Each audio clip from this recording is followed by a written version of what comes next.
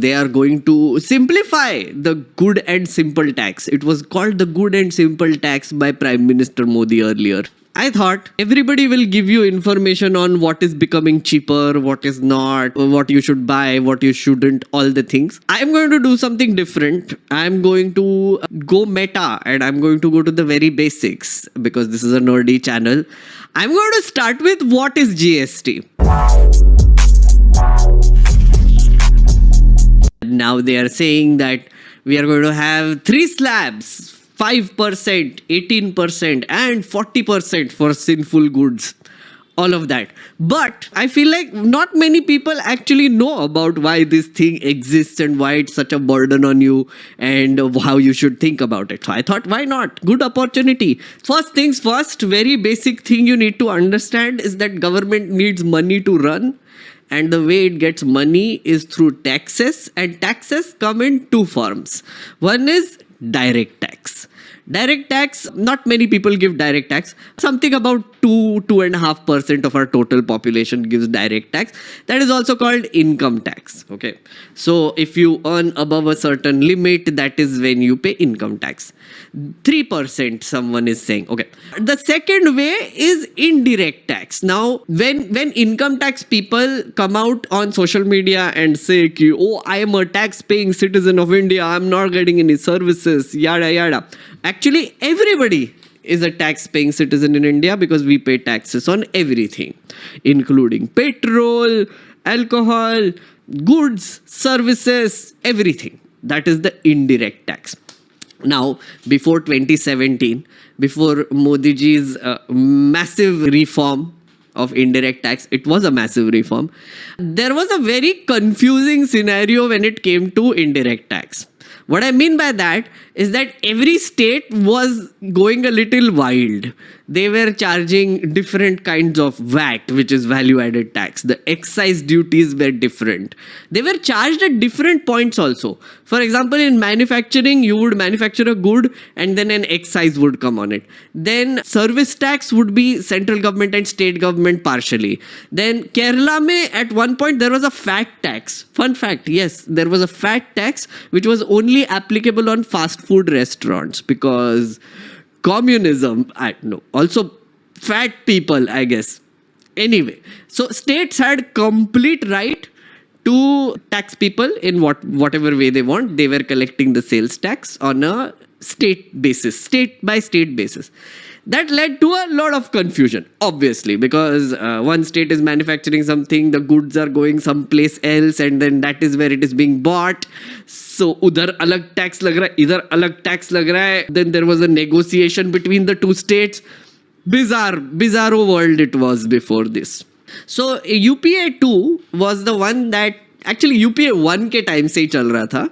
They were like, listen guys, this is nonsense. We need to simplify this. So we should have something called GST, which is goods and service tax, which will be one tax for the entire nation, which is an indirect tax. As simple as possible tax. Now UPA 2 cut gaya because Modi ji ne hata diya. Before UPA 2 left, Modi ji was very opposed to GST, must say. Because his argument was that it is going to take away power from the states to tax its people. Which means the state might have less room to move around in their budgets and not a great thing. But when he became Prime Minister, he was in favor because he's not the Chief Minister anymore. So countrywide, he implemented GST in 2017. But here is what you need to understand. Now, there is a goods and service tax in place in the entire country, right? The rates of taxation on every goods and services is decided by this thing called GST Council. Now, GST Council consists of the Finance Minister and Finance Minister of all states. They all have voting rights. So, let's say, Phapra, Khakra pe tax lagana hai. So, the Finance Minister of Gujarat will have 1 vote and the person from Sikkim will also have 1 vote. Now, they'll have to vote on a particular rate and then if 75% people in the council agree that Khakra needs to be taxed at 18%, then khakra will be taxed at 18%. That's how the council is supposed to work. But the fun thing is that center has a veto power. So while every state has one vote, the center has 33% of the votes. Yes, 33% of the total votes is with the central government. The rest of the states share 67%. And as I said, to pass something, you need 75% plus votes in the GST council, which means the central government gets indirect veto power. So if they don't want a particular amount of rate of taxation on a particular good, they can just veto it because 33%. 67% wale kya karenge? Ghanta karenge. Okay.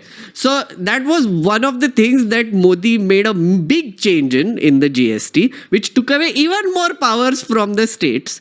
So now states are completely dependent on the central government to set the rates of all the products. The second problem, earlier taxes were collected on different levels during the manufacturing process, right? That was clear. Now it will only be collected at the consumption point, which means if a car is being manufactured in Tamil Nadu and it is being transported to Delhi, then the tax will be given at Delhi, which initially Tamil Nadu was a big opponent of GST because it's a producer state. Maharashtra is also a producer state. So they were like, this is unfair. Like we will not get like the state tax that we are supposed to get because it will be charged at consumption. That was one of the opposition for GST back then. So in order to get this passed, you know what the government did? They put in something called the compensation cess. Now this is important because this is what messed up everything. Like literally everything. Okay. Compensation cess was because the government wanted to pass a constitutional amendment and states were opposing it.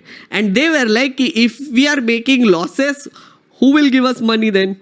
We are going to make losses as Tamil Nadu, Maharashtra, producer states, whatever. So the government said, okay, what we will do is we will charge GST. On top of it, there will be a cess which will be charged for 5 years. And that cess will be distributed amongst the states. But this cess will be collected from the peoples, which is us. So, yeah. And then for the next few years, from 2017 onwards, the Modi government has been doing a very shitty job of giving that compensation cess to governments also. But that's a separate story. State governments keep crying. What are you doing, Modi ji? Give us our cess. And the Modi government is like, nahi deta main. या फिर थोड़ा एक partial payment कर देंगे कभी तो भी.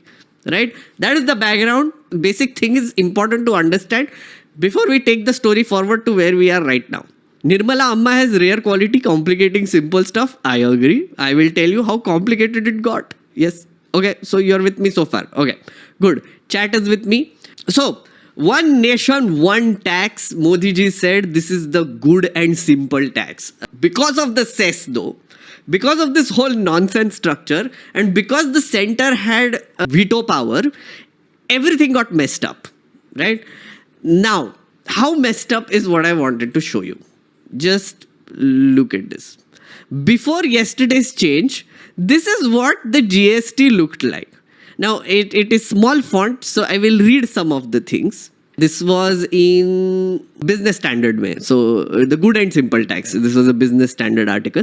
Look at this. So this is exempt goods 0%. Then there is a 0.10% slab, which is imitation jewelry.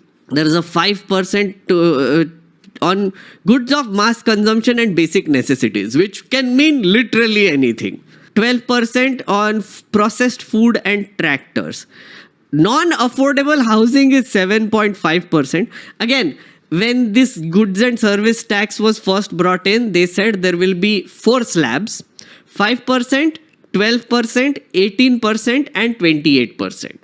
But over the years, that got messed up because of the things that I told you, right? Look at this.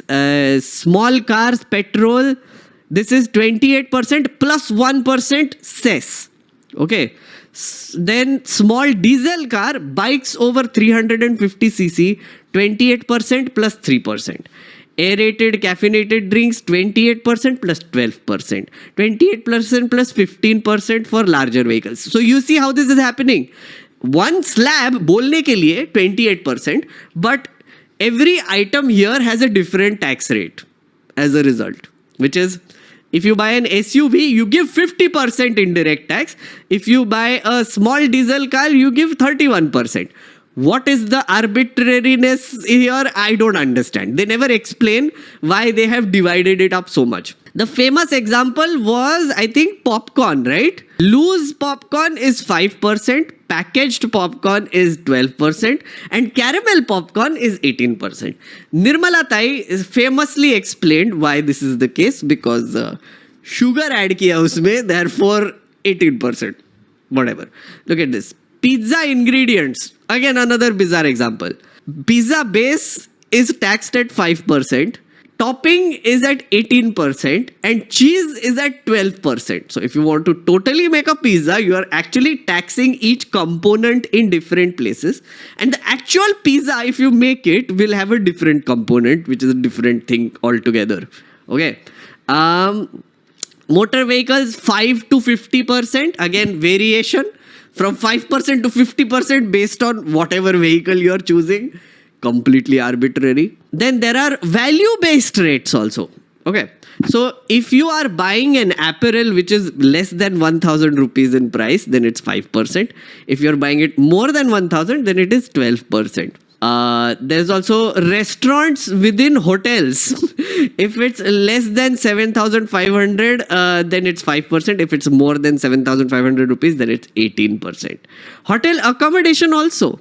Different rates. Cinema tickets less than 100, more than 100, different tax rates. So as a result of all this bullshit nonsense, yeah, it got confusing, I must say, to put it mildly. It got very confusing. So they were initially saying, Modi ji was saying, it is called a good and simple tax. It wasn't. Clearly, this GST council में क्या चल रहा था, क्या मजाक चल रहा है उधर, I have no idea. Okay, but the fact is that center has veto power, so I can completely blame the central government for everything. Right? I feel like state governments must be giving their opinions at one point, but Nirmala Tai must be like veto. Veto! I don't want this. So then ultimately the central government is the one that is setting tax rates. Another important detail. Alcohol and petrol is kept out of this whole thing. Why? I don't know. I've been wondering. I don't have any answers, but one of the reasons is because probably one of the reasons is that state governments get a lot of tax from alcohol and petrol duties they can charge. So that's why our petrol is different in different states, right? If we had GST, we wouldn't. That's why alcohol is different in different states, right? That's why if GST was applied to alcohol, we would have a same rate everywhere. But if you go to Goa or Gurgaon or Delhi or wherever, it's a different rate now. So that is the reason. So in no universe is this the good and simple tax. It is a very complicated bullshit tax.